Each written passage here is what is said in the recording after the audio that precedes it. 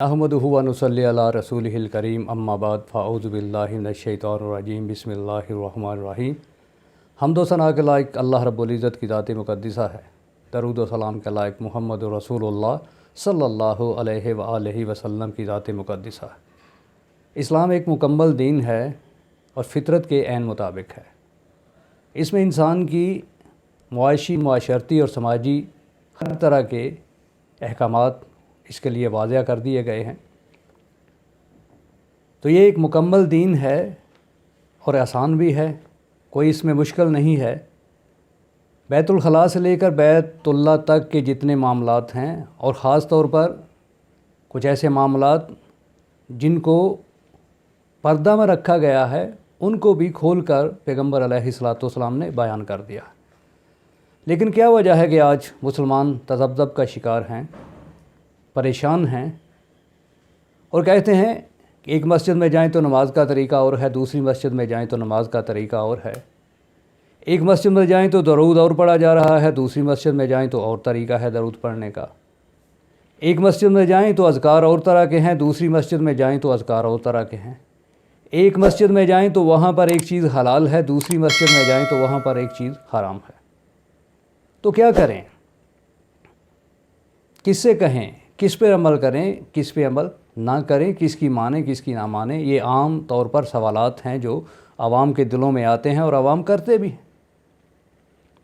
तो इस्लाम एक मुकम्मल दीन है और क़यामत तक के लिए है और इसमें हर एक मसले का हल मौजूद है। तो इस मसले का हल आज टेक्नोलॉजी के दौर में, डिजिटल दौर में इसको समझना तो बहुत आसान है, इसको समझना बहुत ही आसान है, मुश्किल है ही नहीं। मिसाल के तौर पे एक मोबाइल है, मोबाइल कंपनी है, आप मोबाइल ख़रीदते हैं। मोबाइल जब आप ख़रीदते हैं तो उसने उस मोबाइल की एक सेटिंग की है, एक एडजस्टमेंट उसने की है। आप उसको ख़रीदने के बाद उसके अंदर अपनी मर्ज़ी से बहुत सारी चीज़ें डाउनलोड करते हैं। कहीं मेमोरी कार्ड डाला जा रहा है, अपनी पसंद की बहुत सारी चीज़ें आप उसमें डाउनलोड करते जाते हैं, बहुत सारे ऐप उसमें डाउनलोड करते हैं। एक वक्त आता है वो मोबाइल सही तरह से काम करना छोड़ देता है, या तो आहिस्ता हो जाता है या सही तरह से चलता नहीं है और आपके लिए मुश्किल होती है। तो आप उसको लेकर कारीगर के पास जाते हैं, कारीगर उसको देखता है, देखने के बाद कहता है कि इसको रीसेट करना पड़ेगा, डिलीट करनी पड़ेंगी इसमें से बहुत सारी चीज़ें। रीसेट का मतलब क्या है कि जो चीज़ें आपने अपनी मर्ज़ी से उसमें डाउनलोड की हैं उनको ख़त्म करना पड़ेगा। तो आप ना चाहते हुए भी ये फ़ैसला करने पर मजबूर होते हैं। आपने मेहनत से वो चीज़ें उसके अंदर रखी हैं, डाउनलोड की हैं, आपकी पसंद की चीज़ें हैं, आप ना चाहते हुए भी कारीगर से ये कहते हैं कि इसको फॉर्मेट कर दो। तो जब उसको फॉर्मेट किया जाता है तो मोबाइल अपनी कंपनी की सेटिंग पे आ जाता है।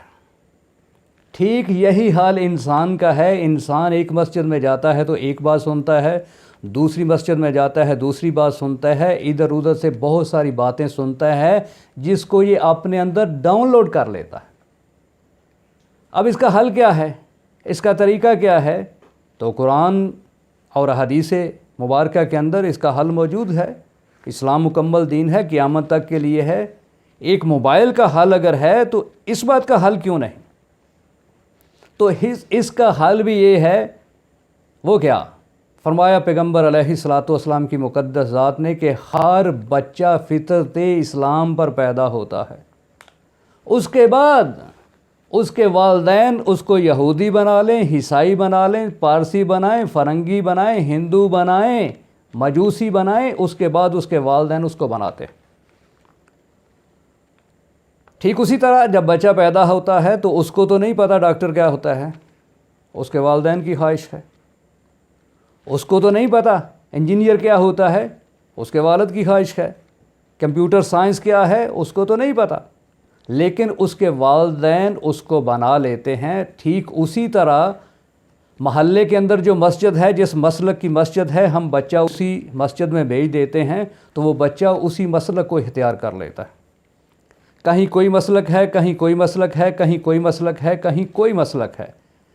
تو ہوتا یہ ہے کہ ہمارے معاشرے کے اندر ہم بھی اس طرح کی چیزیں جو ہیں وہ ڈاؤن لوڈ کر لیتے ہیں، اور جب ہم سے چلا نہیں جاتا ہم تذبذب کا شکار ہو جاتے ہیں، مختلف باتیں سنتے ہیں، ادھر سے کوئی بات ہے، ادھر سے کوئی بات ہے، ادھر سے کوئی بات ہے، تو عام آدمی پریشان ہو جاتا ہے، وہ پھر کہنے پر مجبور ہو جاتا ہے کہ مانے تو کس کی مانے، عمل کریں تو کس کی بات پہ عمل کریں۔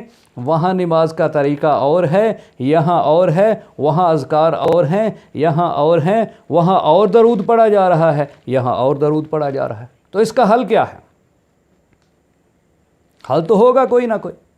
تو بجائے اس کے کہ انسان اسلام کی طرف راغب ہو، اسلام کی طرف مائل ہو، اسلام کو پسند کرے، لوگ نفرت کا شکار ہو جاتے ہیں۔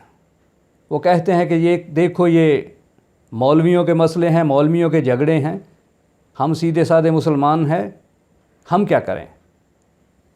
تو یہاں پر بھی ریسیٹ کرنے کی ضرورت ہے۔ سب سے پہلے تو بات یہ ہے کہ ایمان لانا ہے کس چیز پہ؟ والذین یؤمنون بما انزل الیک، جو چیز اس پر نازل کی گئی ہے اس پر ایمان لانا ہے۔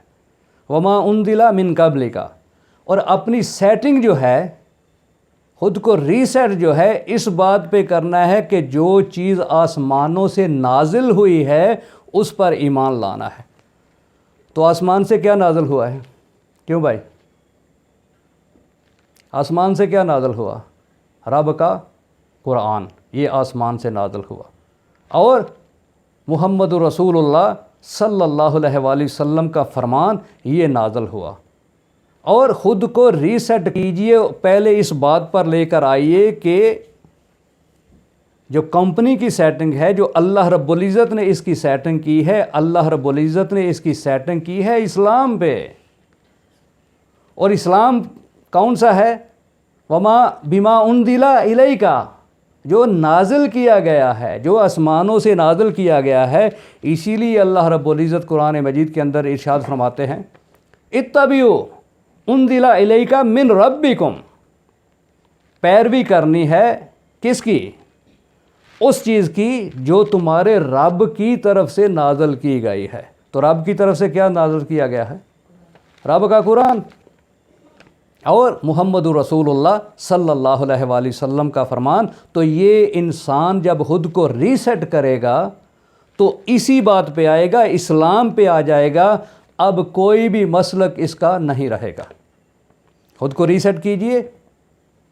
جب ریسیٹ کریں گے تو اللہ رب العزت کی جو فطرت ہے، اللہ رب العزت نے جو سیٹنگ کی ہے انسان کی، جو ایڈجسٹمنٹ اللہ رب العزت نے کی ہے، ہم اس سیٹنگ پہ آئیں گے، اس ایڈجسٹمنٹ پہ آئیں گے۔